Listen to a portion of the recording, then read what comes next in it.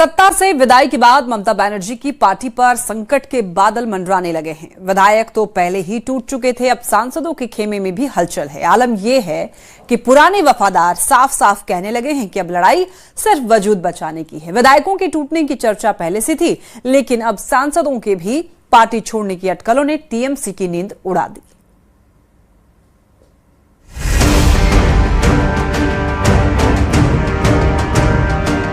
पश्चिम बंगाल में ममता बनर्जी की party TMC इस वक्त सबसे बड़े राजनीतिक संकट से गुजरती दिखाई दे रही है। जिस पार्टी ने कभी बंगाल की राजनीति पर लोहे की पकड़ बनाई थी, आज उसी पार्टी के भीतर बगावत, भगदड़ और बवाल का दौर शुरू हो चुका है। विधायकों के टूटने की चर्चा पहले से ही थी, लेकिन अब सांसदों के भी पार्टी छोड़ने की अटकलों ने टीएमसी की नींद को उड़ा दिया है। न्यूज 18 इंडिया से बातचीत में टीएमसी सांसद सुखेंदु शेखर ने जो कहा, उसने बंगाल की राजनीति में भूचाल ला दिया।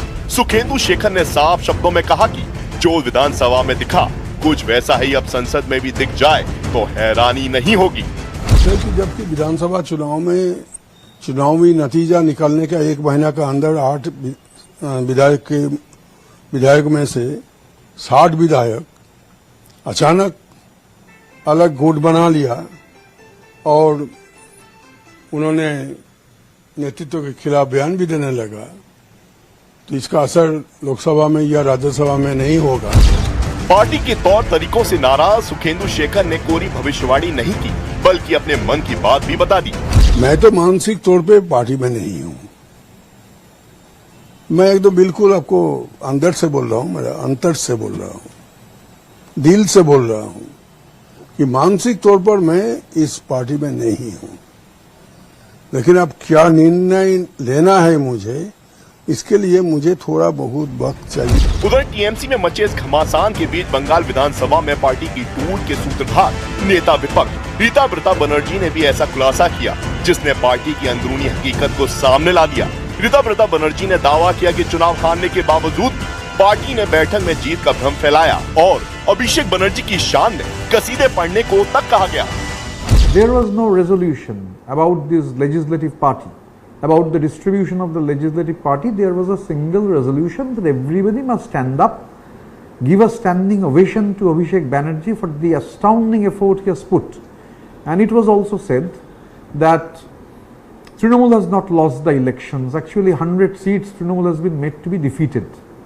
We have 180 seats, 100 seats are made to be defeated, so the actual count is 180 seats. See, when everybody was told to give a standing ovation, you may ask. चुनावी मैदान में करारी हार के बाद ममता की पार्टी बगावत और विरोध की दोहरी मार झेल रही है।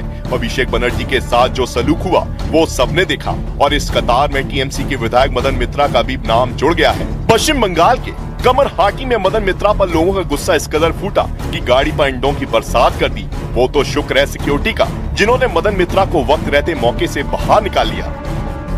टीएमसी पर मुसीबतों का ऐसा पहाड़ टूटा है कि जिन नेताओं की कुछ दिन पहले तक अपने इलाके में तूती बोलती थी, अब वो छुपने के लिए जगह तलाश रहे हैं। हावड़ा के उदय नारायणपुर से सामने आए वीडियो में टीएमसी कार्यकर्ता ब्रह्मानंद चक्रवर्ती पुलिस कार्रवाई से बचने के लिए कपड़ों के ढेर में छिपते दिखाई दिए, लेकिन पुलिस ने कपड़े हटाकर उन्हें ढूंढ ही निकाला और फिर हिरासत में ले लिया। बताया जा रहा है कि मामला 2021 के विधानसभा चुनाव के बाद हुई हिंसा से जुड़ा हुआ था, जिसे लेकर पहले ही शिकायत दर्ज कराई जा चुकी थी और अब जब सत्ता बदली तो एक्शन शुरू हो गया।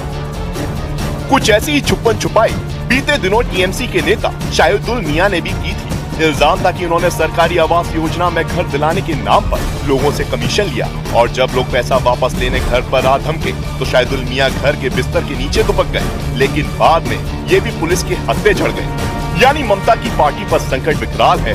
टीएमसी हर तरफ से घिरी है। एक तरफ अपनों की बगावत है, दूसरी तरफ जो वफादार बचे हैं उन्हें विरोध झेलना पड़ रहा है और तीसरी तरफ वो नेता जिन पर नई सरकार के बाद एक्शन की तलवार लटक रही है। बंगाल में सत्ता बदले अभी महीना ही गुजरा है, लेकिन इस एक महीने में इतना कुछ हो गया कि यकीन कर पाना ही मुश्किल है। जो ममता देश में बीजेपी के खिलाफ विपक्ष का सबसे मजबूत चेहरा दिखती थी, आज उनके सामने अपनी पार्टी बचाने की चुनौती खड़ी हो गई है।